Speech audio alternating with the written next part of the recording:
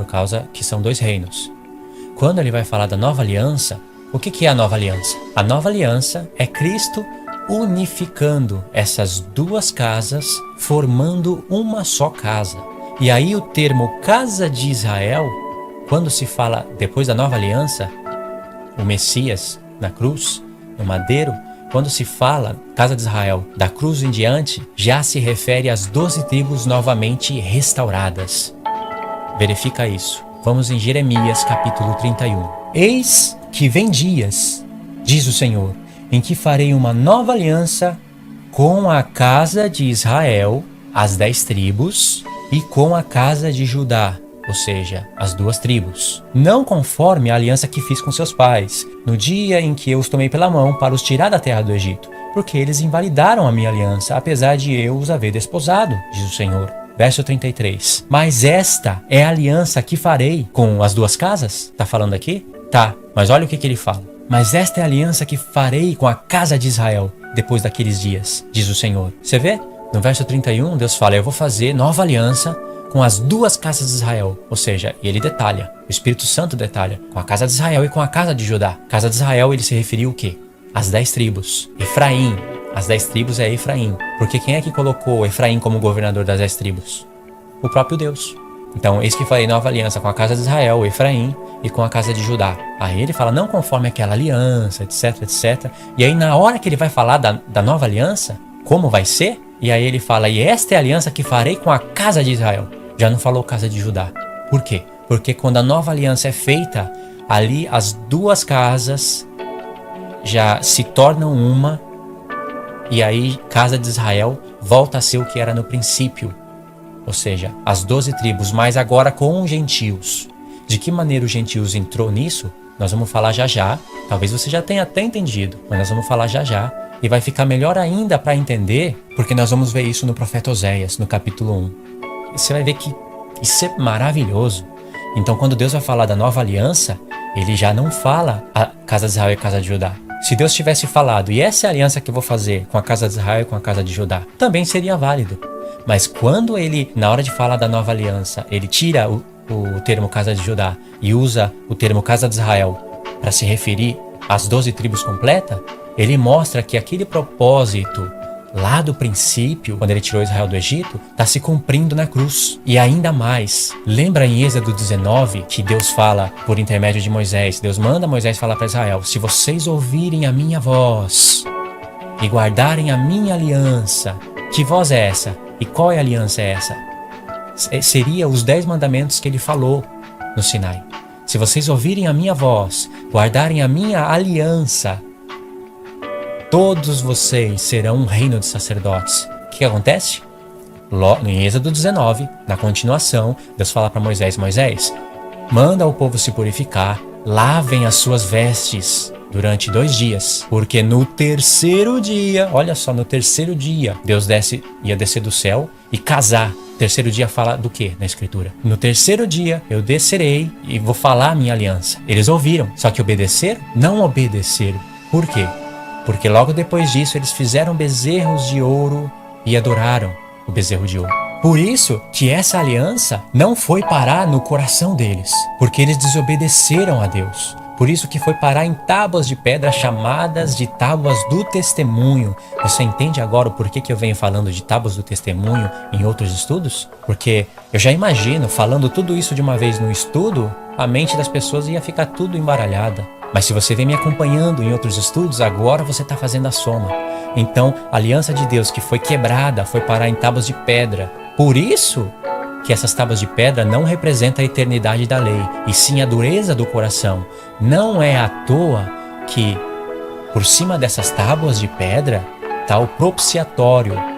E sobre o propiciatório, o sumo sacerdote tem que aspergir sangue 7 vezes. Para quê?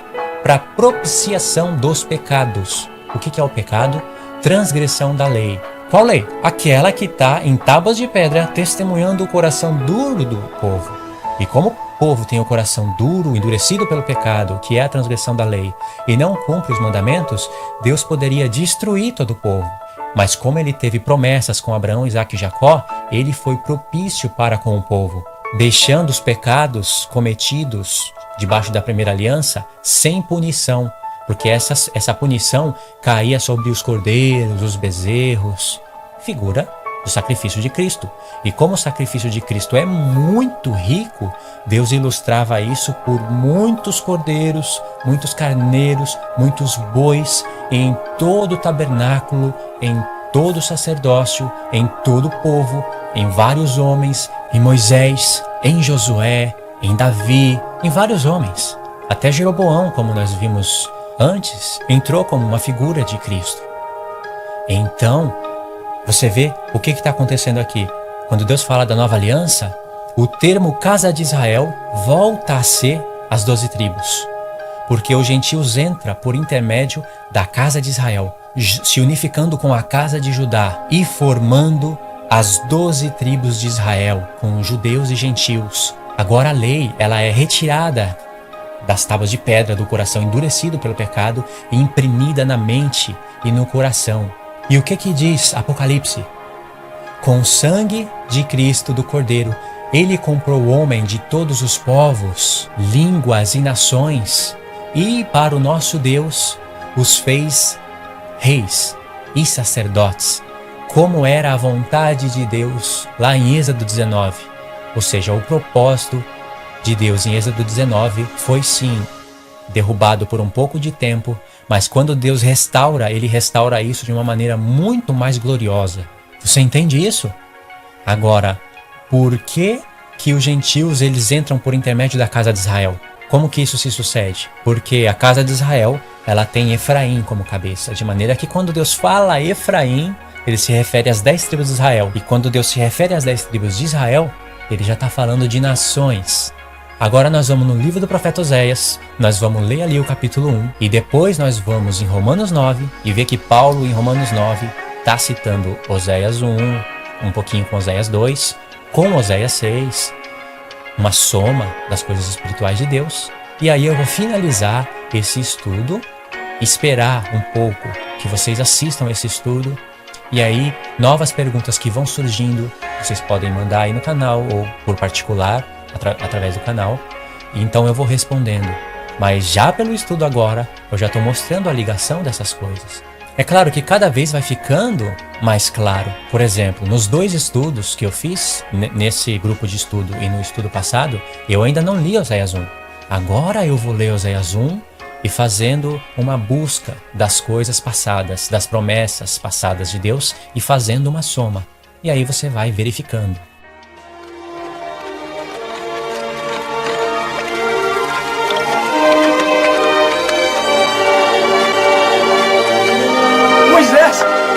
Moisés está chegando! Moisés está chegando! Vamos! Moisés!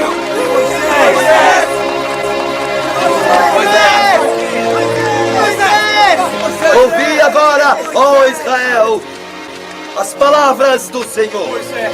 Escutai a sua lei. Eis o que Deus vos diz. Vós vistes o que fiz aos egípcios. Eu vos coloquei sobre a asa da águia e vos trouxe para junto a mim.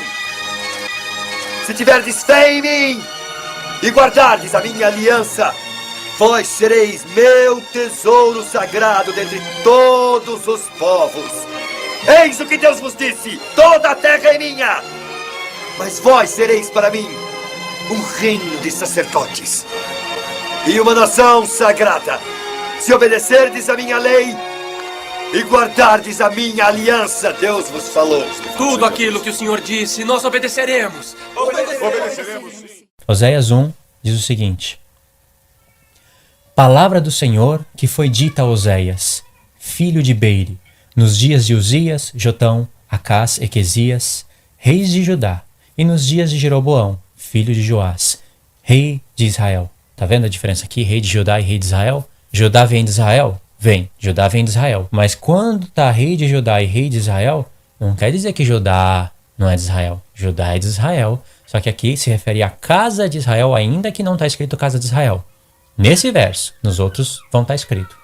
Antes da gente começar a ler, você sabe que Deus não faz nada por acaso, como eu venho falando. Tudo que Deus fala e manda os seus profetas fazerem tem um sentido profético espiritual. Principalmente quando você tem um pouco de noção no hebraico, pelo menos nos nomes. Porque quando Deus fala nomes, lugares, eles têm significado profético. Os nomes, por exemplo, Jesus, o que significa Jesus? Nada. Agora, o nome verdadeiro, Yeshua, ou Yeshua, ou até mesmo Yahshua, como dependendo da interpretação de cada um, esse nome sim significa salvador, ou salvação, que seria quase a mesma coisa. E muitos outros nomes têm significado, né? Por exemplo, nós estamos lendo o livro de Oséias. No hebraico, esse nome significa salvação. Não tem Josué? Josué, na verdade, é Yehoshua. Mas antes dele se chamar Josué, ele se chamava Oséias. Pode verificar isso no livro da lei. Antes de Josué se chamar Josué, ele se chamava Oséias. Foi Moisés que mudou o nome de Oséias para Josué profeticamente. Mudou o nome de salvação para Salvador. Mudou de Oséias, Oshea, para Yehoshua. Isso também tem significado profético, porque foi Josué que introduziu as 12 tribos na terra de Canaã ao terceiro dia. Isso é obras de Cristo, das coisas futuras, reais e eternas. Olha o que Deus vai falar. O princípio da palavra do Senhor por Oséias. Disse, pois, o Senhor a Oséias: vai, toma uma mulher de prostituições e filhos de prostituição. Por quê? Qual é o motivo disso? Porque a terra se prostituiu, desviando-se do Senhor. Verso 3. E foi-se e tomou a Gomer, filha de Diblai, e ela concebeu e deu-lhe um filho. E disse-lhe o Senhor: põe-lhe o nome de Jezreel, porque daqui a pouco visitarei o sangue de Jezreel sobre a casa de Jeú, e farei cessar o reino da casa de Israel. Aqui eu não vou entrar em todos os detalhes. Por exemplo, eu não vou destacar aqui o porquê do sangue de Jeú, né? Visitar o sangue de Jezreel sobre a casa de Jeú. Isso você pode procurar. Eu não considero isso tão importante para o tema que nós estamos tratando, mas posso destacar aqui alguma coisa. Aqui já apareceu a casa de Israel, está falando de Efraim. Você vê que no livro do profeta Oséias é o livro que fala mais de Efraim, e Deus vai fazendo um trocadilho, porque quando ele fala Efraim, ele se refere à casa de Israel, porque o cabeça da casa de Israel, isto é, das 10 tribos, é Efraim, como eu venho falando desde os estudos passados. E aí Deus fala: coloca o nome no primeiro filho, Josué, de uma prostituta, uma mulher de prostituições que você vai se casar, coloca o nome no primeiro filho que você vai ter com ela de Jezreel. Por que, simplificando, porque eu vou fazer cessar o reino da casa de Israel. Isso tem um sentido profético.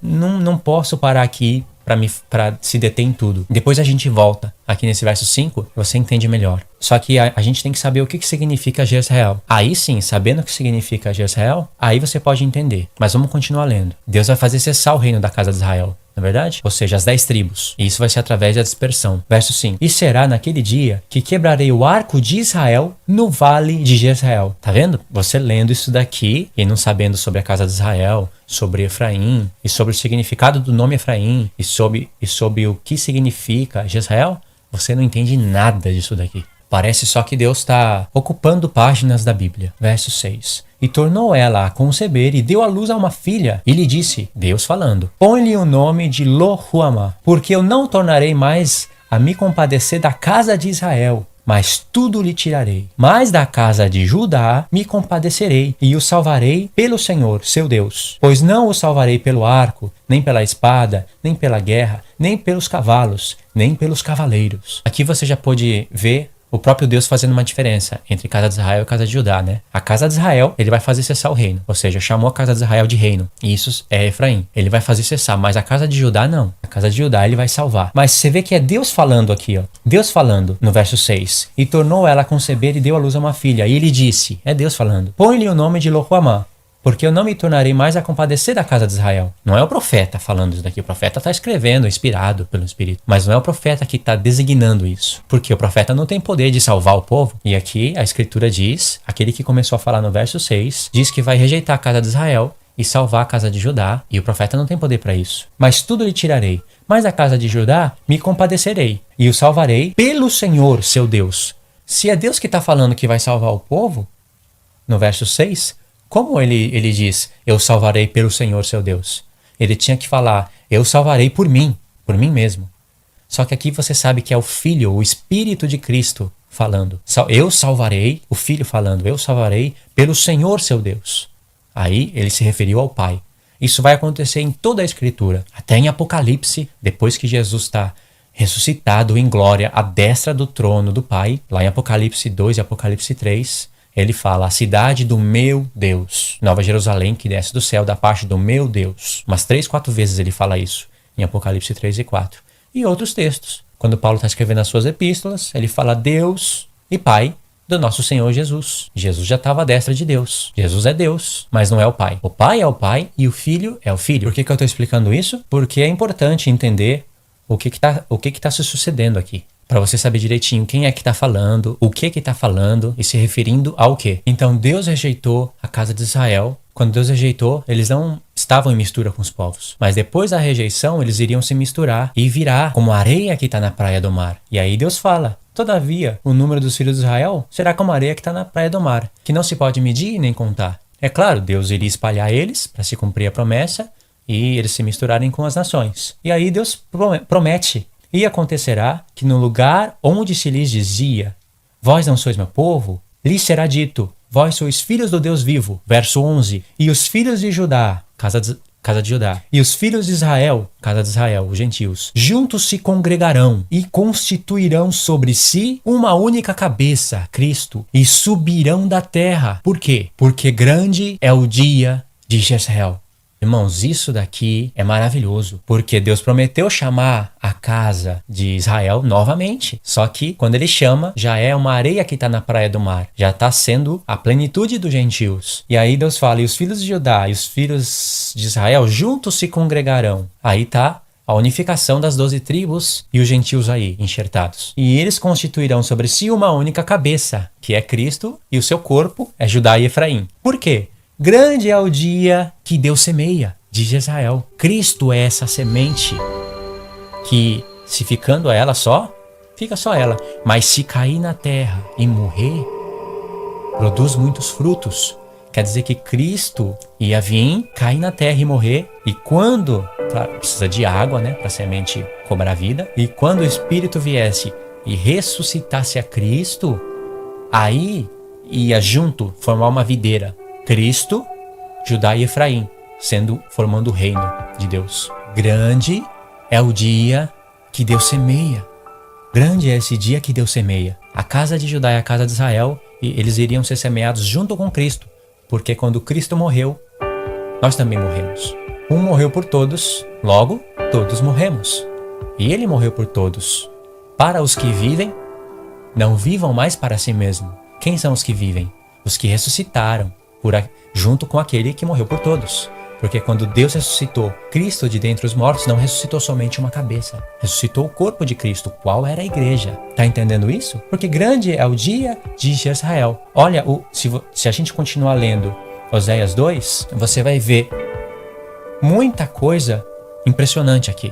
Antes da gente ir para Romanos 9 e encontrar essas coisas, vamos ler Oséias 2, só um pedacinho, porque em Romanos 9, Paulo pega um pouquinho de Oséias 1 e Oséias 2. E a gente pode começar lendo, para resumir, você pode ler tudo em casa, vai ser melhor ainda. Para resumir, vamos começar do verso 6. Oséias 2, verso 6. Portanto, eis que cercarei o teu caminho com espinhos. Caminho de quem? Da casa de Israel, Efraim, o gentil. E levantarei uma parede de sebe, para que ela não ache as suas veredas. Ela, a casa de Israel, irá em seguimento de seus amantes, mas não os alcançará. E ela irá buscá-los, mas não os achará.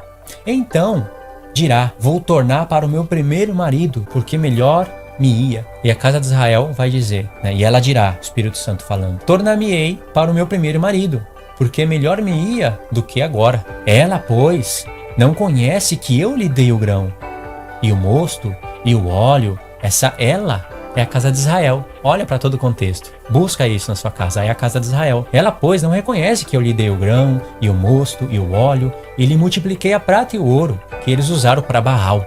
Portanto, eu me tornarei a seu tempo, e tirarei o grão, o seu mosto, no seu determinado tempo, e arrebatarei a minha lã e o meu linho, com que cobriam a sua nudez. Verso 10. E agora descobrirei a sua vileza diante dos olhos dos seus namorados, e ninguém a livrará da minha mão. Verso 11. E farei cessar todo o seu gozo, as suas festas, as suas luas novas, os seus sábados e todas as suas festividades, porque a casa de Israel ia ser dispersa entre as nações, E aí não ia poder mais fazer essas coisas em Israel. Verso 12. E devastarei a sua vide, a sua videira e a sua figueira, de que ela diz: é esta a paga que me deram os meus amantes. Eu, pois, Deus falando, eu, pois, farei delas um bosque, e as bestas feras do campo as devorarão, e sobre ela visitarei os dias de Baal, nos quais lhe queimou incenso, e se adornou com seus pendentes e das suas gargantilhas, e andou atrás de seus namorados. Mas de mim se esqueceu, diz o Senhor. Portanto, eis que eu a atrairei. Olha só, até em cima foi o castigo, foi quando Deus desprezou eles. Agora do verso 14 em diante, começa a promessa de chamar de volta a casa de Israel, e aí vem os gentios. E Paulo sabia tudo isso. Ele fala isso em Romanos. Portanto, eis que eu a atrairei e a levarei para o deserto, e lhe falarei ao coração, e lhe darei as suas vinhas dali e o vale de Acor. Aí já é um contexto enorme. Por que Deus fala de Acor? E lhe darei o vale de Acor por porta de esperança. Você tem que buscar o que é vale de Acor. O que acontece nesse contexto de vale de Acor? Porque esse vale de Acor vai aparecer em outros textos da palavra, lá em Josué, em outros profetas. Esse vale de Acor vai ser por porta de esperança. E ali cantará, como nos dias da sua mocidade, e como no dia em que subiu da terra do Egito, quando Israel passou pelo mar aberto. Eles cantaram um cântico profético. E eles cantaram: o Senhor nos introduzirá em um tabernáculo que as tuas mãos edificaram. Ou seja, essa é a nova Jerusalém, é o céu. Mas eles foram introduzidos aonde? Em um tabernáculo terrestre que as mãos dos homens edificaram, por causa dos seus próprios pecados. O tabernáculo terrestre tem um véu do testemunho que separa a divisão entre o santo lugar e o santo dos santos e separa todo homem de Deus. Esse véu, ele fala a respeito do pecado, porque a única coisa que separa Deus do homem é o pecado. E esse véu foi rasgado na cruz, porque era a carne de Cristo. Porque na carne é que habita o pecado. E Cristo se fez carne e tomou os nossos pecados em sua carne. E aí o que aconteceu? Ele passou pelo véu, passou pela sua própria carne e rasgou esse véu. Porque o tabernáculo terrestre era a figura do celeste, mas no celeste não há divisão, não há separação. Então por isso que se chama tabernáculo do testemunho, que testemunha coisas que se haviam de anunciar, como o escritor de Hebreus fala em Hebreus 3. E aí Deus fala: vocês vão cantar, como no dia que saíram da terra do Egito. Engraçado que lá em Apocalipse 12, a esposa está indo para o deserto, com asas de águia, assim como aconteceu em Êxodo 19. Só que tudo que aconteceu em Êxodo 19 vai voltar a acontecer, só que agora não vai ser mais leis em tábuas de pedra, vai ser nos corações, não vai ser introduzido mais um tabernáculo terrestre, sim num celeste. O propósito de Deus não foi arruinado pelo diabo e pelo pecado, e por homem nenhum. O propósito de Deus continua firme. Mas vamos continuar. Verso 15, para pegar o contexto. E lhe darei as suas vinhas dali, e o vale de Acor por porta de esperança. E ali aonde? No deserto. Cantará como nos dias da sua mocidade, e como no dia em que subiu da terra do Egito. Verso 16. E acontecerá naquele dia, diz o Senhor, que me chamarás meu marido, e não me chamarás mais meu Baal. Lembra que Deus casou com Israel? Ele trouxe, olha só, em Êxodo 19. Deus trouxe Israel com asas de águia até o deserto e ao terceiro dia casou com eles. Esse casamento é sombra das coisas futuras, porque Deus casou ao terceiro dia, que fala a respeito da ressurreição de Cristo e também do sétimo milênio, que é o sábado. Tá vendo como tem mais coisa para se falar? Verso 17. E da sua boca, da boca de quem? Da casa de Israel.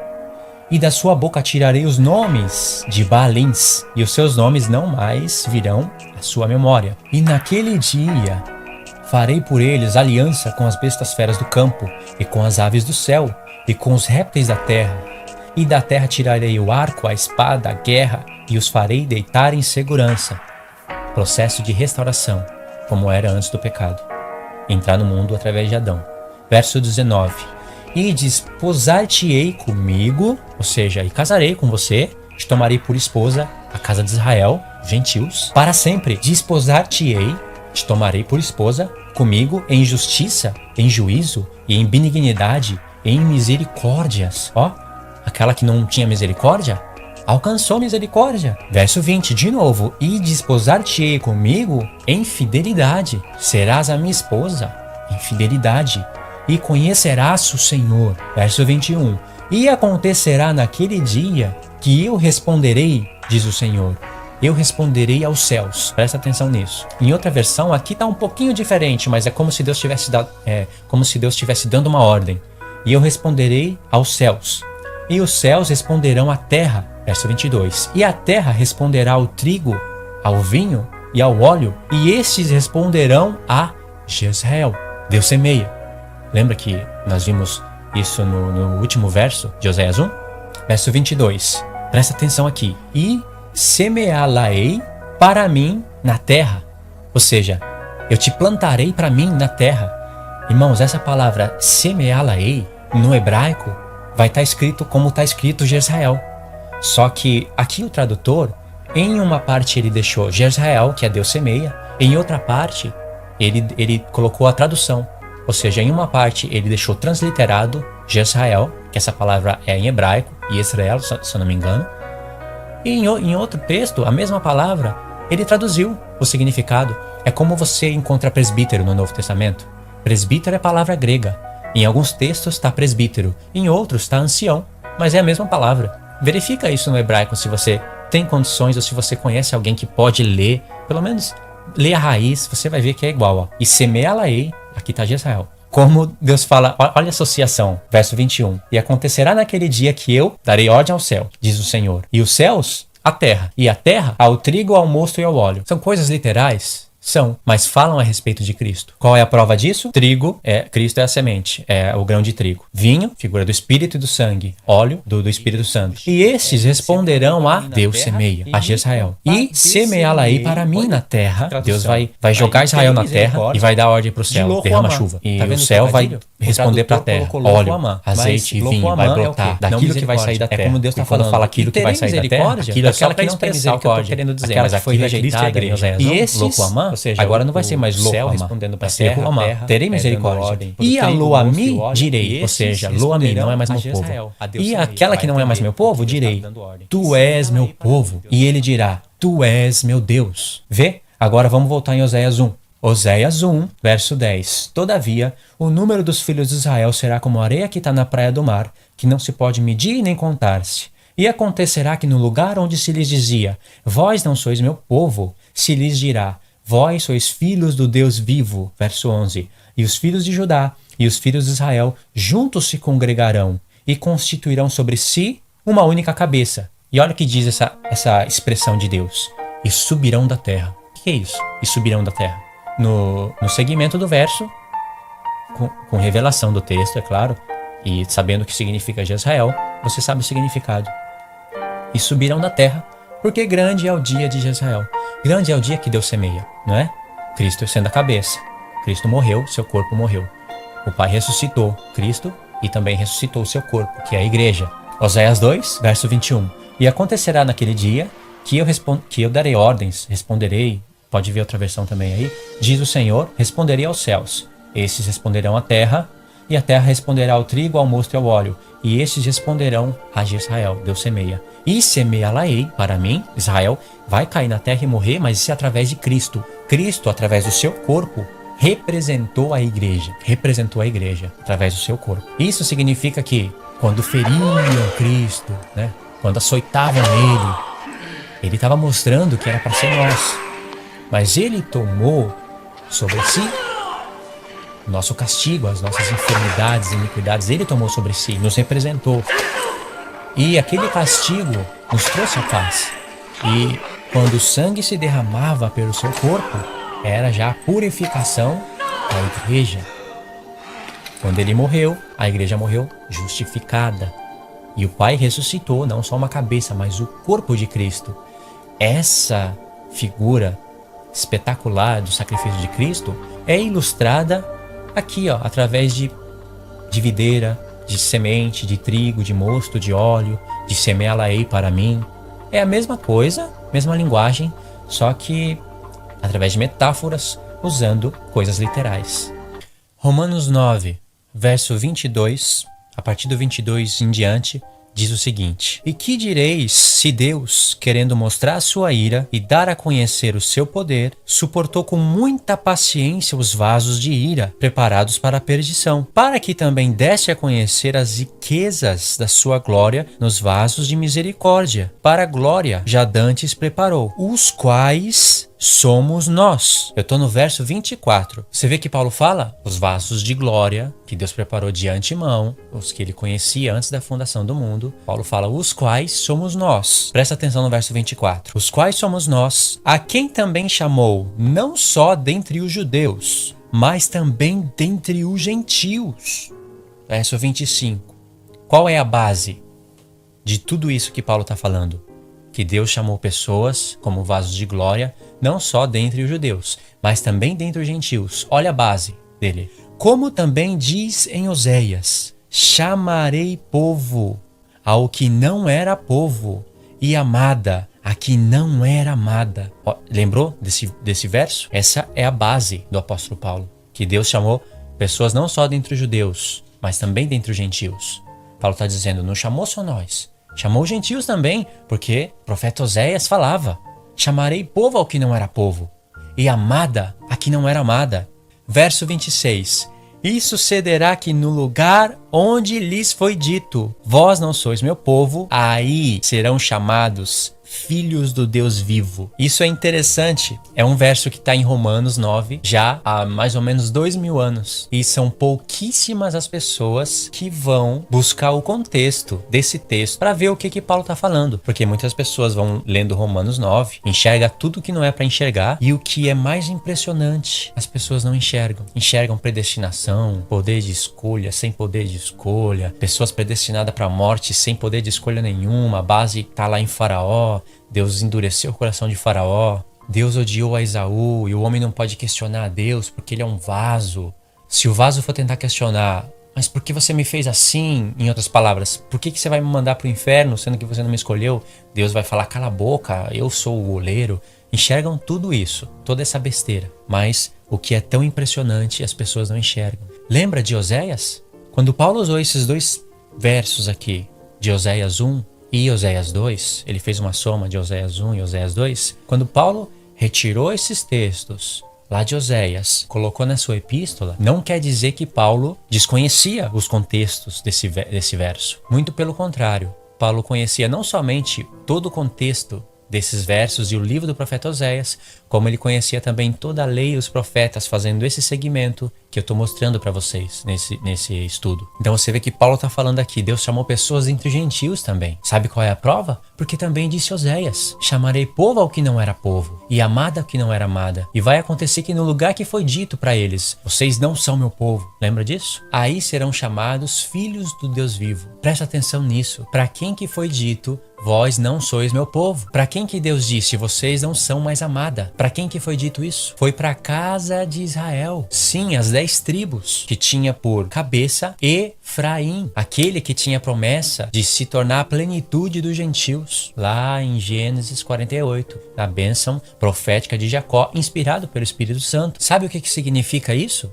Sabe o que Paulo está falando aqui resumidamente? Paulo está falando o seguinte: Deus prometeu para Abraão que ele seria pai de multidão de nações. Gênesis 17, ok. Mas Deus também prometeu para Abraão que na semente dele seriam benditas todas as famílias da terra. Essa semente é Cristo. Só que Cristo passa por Israel. Cristo, o Messias, ele vem da tribo de Judá, que é filho de quem? De Israel, que é filho de Isaac e é filho de Abraão.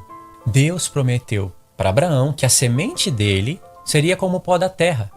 Mas o Messias não vai virar como o pó da terra. Deus prometeu para Abraão que a semente dele seria como o pó da terra. E prometeu isso para Jacó também. Mas quem é a semente de Abraão e a semente de Jacó? É o Messias. Mas como então que o Messias iria se tornar como o pó da terra? Deus prometeu para Jacó: Jacó, de você vai sair uma multidão de povos. Em Gênesis 35, verso 9, quando o Espírito Santo fala para Jacó, ele muda o nome de Jacó para Israel e fala: seja frutífero, frutifica, Efraim, e de ti saia multidão de povos. Em Gênesis 28, Isaac abençoou a Jacó e disse: seja frutífero, e de ti saia uma multidão de povos. E como eu já disse, o escritor de Hebreus disse que Isaac abençoou Jacó e Esaú pela fé acerca de coisas futuras. Deus prometeu para Jacó: a tua semente vai se espalhar ao norte, ao sul, ao ocidente, ao oriente, aos 4 cantos da terra. A tua semente. E nela, essa que vai se espalhar, serão benditas todas as famílias da terra. Mas essa semente que tem a promessa de bendizer todas as famílias da terra, assim como a promessa foi feita para Abraão e confirmada com Jacó, é Cristo. Como que Cristo vai se espalhar pelos 4 cantos da terra? Cristo não se espalha, mas Israel se espalha. E depois vem o Messias para buscar esse povo de Deus. Quando ele busca, quando ele chama a casa de Israel, que foi rejeitada, entra os gentios. Esse é um plano magnífico de Deus. Em Gênesis 48, Jacó não podia ver direito. Então Jacó, se lembrando das promessas que o Espírito Santo fez a ele mesmo, inspirado pelo Espírito Santo, chama os 2 filhos de José para abençoar, Manassés e Efraim, porque Jacó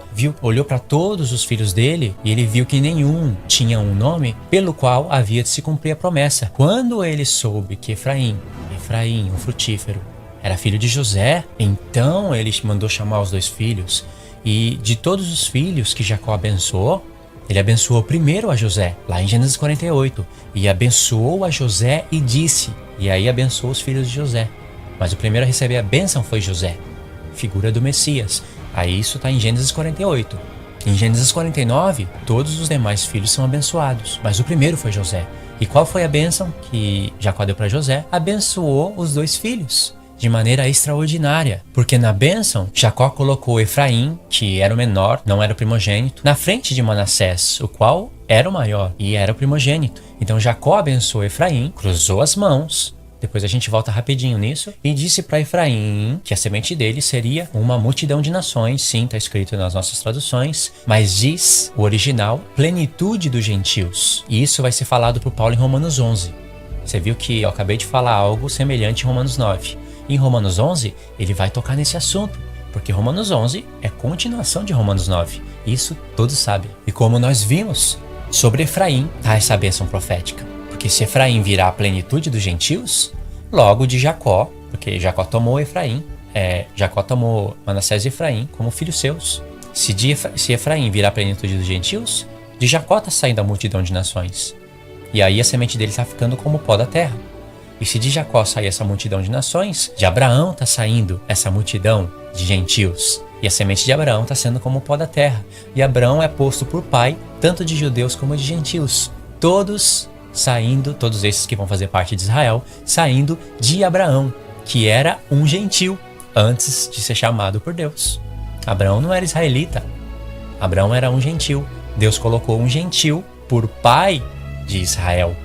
Só que esse gentil se converteu ao Deus de Israel e passou a não ser mais gentil.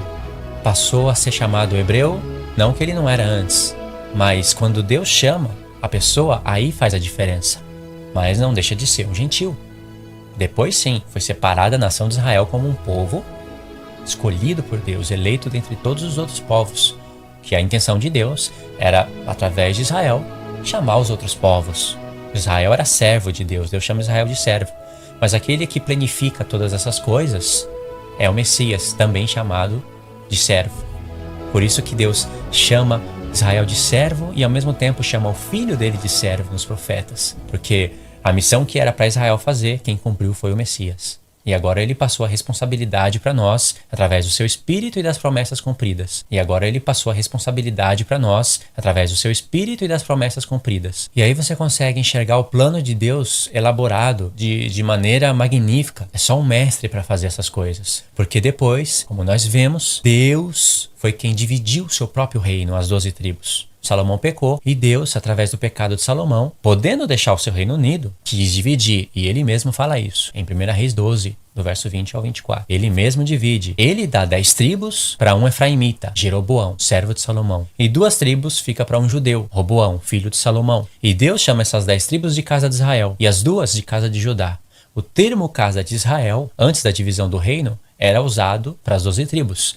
Depois da divisão do reino, é usado somente para as 10 tribos. E o que Deus faz? Coloca um efraimita como governador das 10 tribos. E depois da divisão do reino, o termo casa de Israel e a palavra Efraim, em muitos dos textos, na maioria dos textos, pela boca dos profetas, já se refere à casa de Israel, às 10 tribos, que fala a nosso respeito, porque Deus rejeitou a casa de Israel, não a casa de Judá. A casa de Judá ficou casada com Deus e passou a ser o Israel de Deus. Por isso que quando Paulo, em Romanos 9, está falando do Israel de Deus, de Romanos 9 até Romanos 11, ele se refere em muitos dos textos aos judeus, à casa de Judá, e não a todas as tribos. Por isso que muitos, ao lerem a epístola de Paulo sem essa revelação, enxerga Israel, um povo de Deus, e igreja, outro povo de Deus, ou seja, Deus com duas esposas. E aí, na verdade, Jesus veio para os que eram seus, os judeus, aí os judeus não quis, e Deus falou, eu vou para os gentios então. E chamou os gentios só para pôr ciúme nos judeus. Esse é um pensamento atrasado,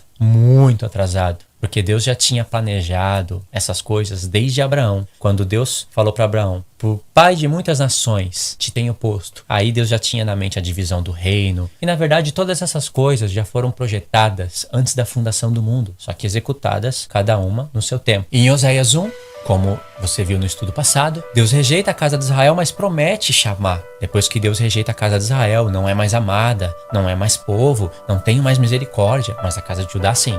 Depois que Deus rejeita, o que ele faz em Oséias 1, verso 10? Todavia, o número dos filhos de Israel será como a areia do mar. Porque Deus está falando, eu disse para Abraão e prometi também para Jacó que a semente deles seriam como a areia que está na praia do mar. E vai ser. Então, todavia, os filhos de Israel será como a areia que está na praia do mar, que não se pode medir e nem contar. E acontecerá que, no lugar onde lhes foi dito, vós não sois meu povo, isso foi dito para as 10 tribos, para Efraim. Aí será dito, nesse lugar, vós sois filhos do Deus vivo. Para quem que foi dito isso? Para a casa de Israel, que foi dispersa entre as nações. E quando Deus chama, e vão ser chamados de filhos do Deus vivo. Quem Deus chama? Os gentios. Esses que vieram de Jacó para se cumprir a promessa. E Paulo está falando isso em Romanos 9. Romanos 9, do verso 24 em diante. Só que Paulo esperava que a gente fosse buscar entender essas coisas. Porque Paulo fala disso em Efésios 2 também. Em Efésios 2, Paulo fala, Deus, quando nós estávamos mortos, Ele nos deu vida juntamente com Cristo. E nos ressuscitou juntamente com Ele. Ou seja, Paulo está falando que a igreja ressuscitou juntamente com Cristo. Ou seja, Paulo enxergava aquele sacrifício do Messias, não só literalmente, mas também espiritualmente.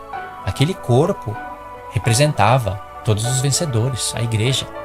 Deus, como conhece todas as coisas de antemão, já conhecia aqueles que iriam crer no Filho dele de antemão e já predestinou tudo por causa da sua presciência, como Pedro fala na sua primeira carta. Ele já pôde representar todo o povo de Deus no seu corpo. E Paulo está falando isso em Efésios 2, mas a base disso é Oséias 6. E em Oséias 6, quem está falando isso? Vinde, busquemos ao Senhor, porque Ele nos despedaçou e nos sarará, fez a ferida e ligará. Depois de 2 dias nos dará a vida, e ao 3º dia nos ressuscitará e viveremos diante dele. Quem está falando isso, se você volta, é Judá e Efraim.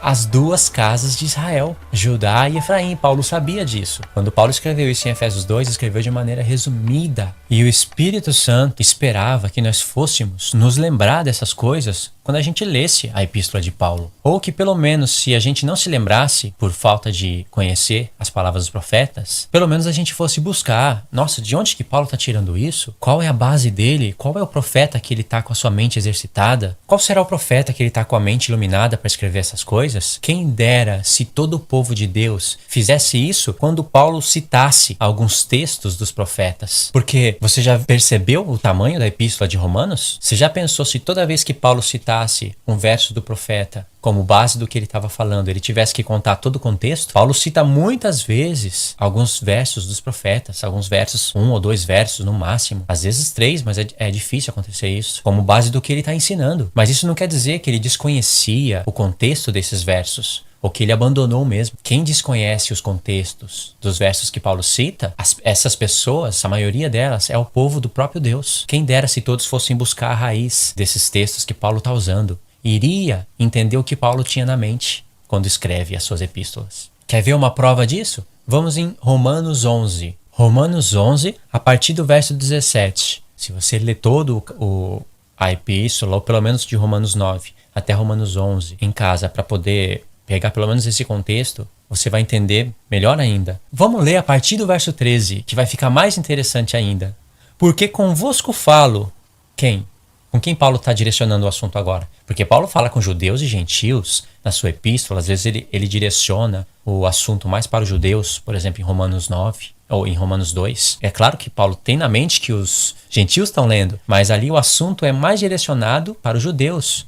Você que se gloria na lei, que ensina que não deve matar, mata. Que ensina que não deve adulterar, adultera. Está ensinando para os judeus. Você que é circuncidado, se gloria nessas coisas, não cumpre a lei. Um gentio que está sem lei, se ele cumpre a lei, a incircuncisão desse gentio vai ser reputada como circuncisão. E vai seguindo os assuntos, ou seja, assunto mais direcionado para o judeu. Agora aqui, em Romanos, na altura da epístola, em Romanos 11, no verso 13, Paulo direciona o assunto totalmente para os gentios. É claro, tendo em mente que os judeus iriam ler também. Porém, o assunto está direcionado para os gentios. Porque convosco falo, gentios, que enquanto for apóstolos dos gentios, glorificarei o meu ministério, para ver se de alguma maneira posso incitar à emulação os da minha carne e salvar alguns deles. Verso 15. Porque se a sua rejeição é a reconciliação do mundo, qual será a sua admissão, se não vida dentre os mortos? E se as primícias são santas, também a massa o é. E se a raiz é santa, também os ramos o serão. Agora, presta atenção no verso 17. Esse verso deve ser desconhecido por 90 e alguma coisa por cento do povo de Deus. E se algum dos ramos foram quebrados, e tu, sendo oliveira brava, foste enxertado em lugar deles, e feito participante da raiz e da seiva da oliveira, não te glories contra os ramos. E se contra eles te gloriares, não és tu que sustenta a raiz, mas a raiz a ti. Você vê que Paulo fala aqui, você sendo oliveira brava. Você sabe quem que é chamado de oliveira brava nos profetas? Você sabe quem que é chamado de boa oliveira nos profetas? Leia Jeremias 11 e veja quem que é chamado de oliveira brava. As 10 tribos. As 10 tribos, a casa de Israel. E quem que é chamado de boa oliveira? O Israel de Deus. A boa oliveira é aquela que se deixa ser tratada, que está bem firmada na raiz. A raiz é Cristo. Verso 19. Dirás, pois, Paulo está falando, um gentil pode dizer, os ramos foram quebrados para que eu fosse enxertado. Paulo diz no verso 20, está bem, pela sua incredulidade foram quebrados, e tu estás em pé pela fé. Então não te ensoberbeças, mas teme, porque se Deus não poupou os ramos naturais, teme que não te poupe a ti também. Considere, pois, a bondade e a severidade de Deus. Para os que caíram, a severidade, mas para contigo a benignidade de Deus, se permaneceres na sua benignidade. De outra maneira, também tu serás cortado, e também eles, se não permanecerem na incredulidade, serão enxertados, porque poderoso é Deus para os tornar a enxertar. Olha o verso 24. Porque se tu, falando para quem? Para os gentios. Porque se tu foste cortado do natural zambujeiro, sabe o que é zambujeiro? É oliveira brava. Zambujeiro e oliveira brava é a mesma palavra, ainda que não parece, é o mesmo significado. No grego, isso daqui é melhor ainda de ler. Eu não vou ficar buscando agora texto grego, consigo ler. Não vou ficar buscando agora para não complicar muita coisa no vídeo. Mas numa tradução você vai encontrar zambujeiro, na outra oliveira brava. E isso você vai encontrar em Jeremias 11, Israel. E olha que Paulo fala, porque se tu foste cortado da oliveira brava e contra a natureza enxertado na boa oliveira, que é Israel, o Israel que se deixa ser tratado por Deus, que segue a Cristo, quanto mais esses que são naturais serão enxertados na sua própria oliveira. Agora eu pergunto, quando que um gentil estava enxertado na oliveira brava e foi cortado? Quando? Quando Paulo está falando aqui, quando tu foste cortado da oliveira brava, ele está falando da casa de Israel. As 10 tribos, eles foram cortados da oliveira brava, porque a oliveira brava era a casa de Israel. Casa de Judá também, sim, mas Deus rejeitou a casa de Israel, as 10 tribos, não a casa de Judá.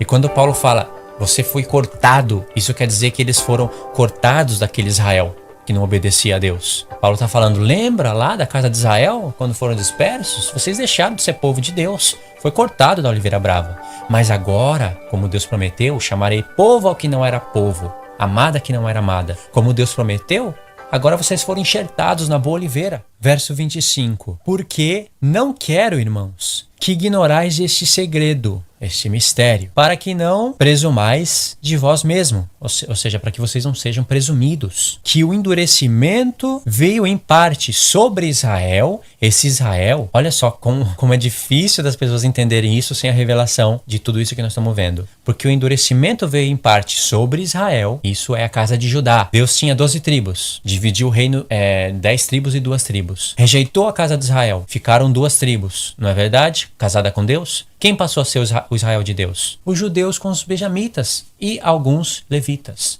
Alguns levitas também ficaram lá com Judá. Mas os levitas não são contados. A casa de Judá, as 2 tribos, não são contadas como 3 tribos pelo fato de ter alguns levitas lá. Porque a maioria dos levitas foi junto com a casa de Israel. Ficaram somente alguns. Por isso que você vai encontrar alguns levitas também chamados de judeus. Não quer dizer que um levita é judeu da tribo de Judá. Não. O levita que é chamado de judeu é porque ele vive lá em Jerusalém e Israel, principalmente os sacerdotes, porque a casa de Judá precisava de sacerdotes da linhagem de Arão. Então eles são chamados de judeus por esse motivo. Mas de genealogia, eles são levitas da linhagem de Arão, da tribo de Levi. Então Deus ficou casado com as 2 tribos. O resto não passou a ser mais Israel de Deus. E quando veio o endurecimento sobre Israel, Paulo se refere àqueles judeus incrédulos, que Deus já havia pronunciado o endurecimento deles através de Davi. Ele vai falar aqui. Eu não li, eu pulei isso, né? Através de Davi. Endureça-lhes o coração, torne a sua mesa em laços de armadilha e não sei o que, as suas obras tornem sobre eles de volta. Porque Deus já previa o coração duro deles e Deus está decretando sim o endurecimento, mas pela sua presciência, como Deus previa que eles iriam rejeitar o Messias, Deus já deixou pré-escrito, pré-anunciado para quando chegasse o tempo as pessoas crescem e visse, isso já foi anunciado por Deus. Realmente, uma profecia sendo cumprida. Ele previa todas essas coisas e decretou, não mudou nada disso. E aí, Paulo está falando, não quero que vocês ignorem esse mistério para que vocês não sejam presumidos, falando para os gentios, que o endurecimento veio em parte sobre Israel. Até, o que diz aqui? Até que haja entrado a plenitude dos gentios. Você sabe o que Paulo está fazendo aqui? Paulo está falando resumidamente. Paulo está falando aquela bênção lá profética que Jacó deu sobre Efraim, que Efraim viraria a plenitude dos gentios. Deus colocou Efraim como a cabeça das 10 tribos e havia promessa e rejeitou as 10 tribos, prometendo chamar de novo, chamarei povo que não era povo, amado que não era amada. Então, o endurecimento veio em parte sobre Israel até que haja entrado essa plenitude. Depois, só o que acontece? Até que haja entrado a plenitude dos gentios. Verso 26. E assim, ou seja, quando tiver entrado a plenitude dos gentios, todos os gentios que haverão de ser salvos, que veio por intermédio de Jacó, saiu dos lombos dele, aí assim todo Israel será salvo. Agora esse todo Israel será salvo é a restauração das 12 tribos e as 10 tribos sendo chamadas de volta e terem uma só cabeça sobre elas. Como está escrito, de Sião virá o libertador, Jesus, filho do homem que veio unir aquelas varas, Judá e Efraim, e desviará de Jacó as impiedades. Quer ver? Oséias 1, verso 11. Vamos lá. Vamos ler o verso 10. Todavia, o número dos filhos de Israel será como a areia que está na praia do mar, que não se pode medir nem contar. E acontecerá que no lugar onde se lhes dizia, Paulo citou isso em Romanos 9, né? Falando a respeito dos gentios. Vós não sois meu povo, rejeição das 10 tribos